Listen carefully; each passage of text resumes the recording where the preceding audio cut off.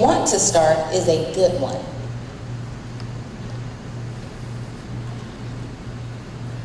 Okay, well, I'll start if you think about it. Okay, I think the way you know the business that you want to start is a good one is it helps people. I think the biggest clue is, are you solving a problem?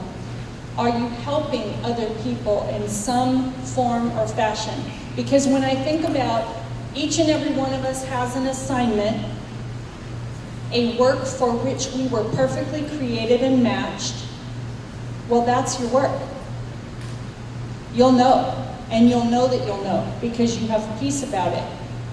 And a big, big, big clue is that it's going to help people. It's going to be of service. It's going to solve a problem. From a purely secular business standpoint, I just heard, I get Success Magazine every month. If you don't get it, I strongly suggest that you get it. And every month there's a CD in there with interviews with some of the nation's most successful people. And I just heard somebody say, and I don't know if it was Jack Welch or somebody, but talking about like the most important thing is provide a solution to a problem. And I thought, wow, he didn't even know he's preaching. Because if we help people, you do what you're supposed to do, what you were made to do, you'll be provided for financially.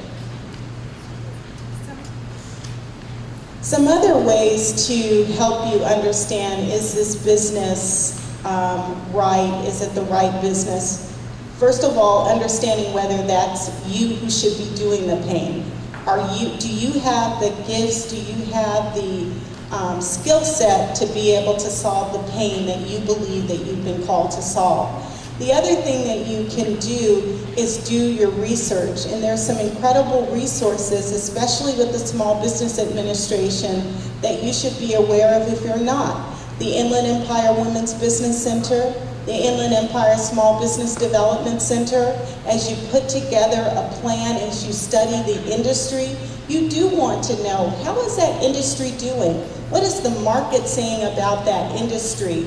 And you can get those industry reports so that you can study whether that's the right industry for you. Certainly your passion, what you're good at, whether God has called you to that business, absolutely critical, and that is the defier of odds. And in counting the cost, get in touch with those industry reports and use the resources that are available for you for little to no cost with those resources that I shared with you.